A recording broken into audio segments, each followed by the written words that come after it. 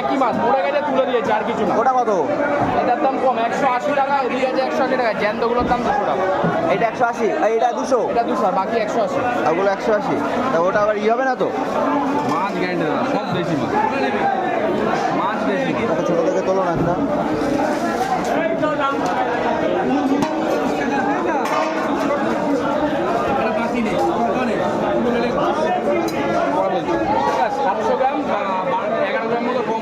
হ্যাঁ, কেটে দেবো নাকি বড় দেবো? কেটে দাও।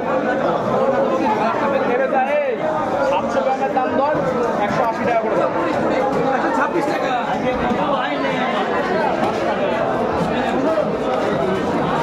নরম হবে না দাদা? দেশি মাছ নরম হবে কেন? মাছ কাটতে তেল দেখলে বুঝতে পারবো।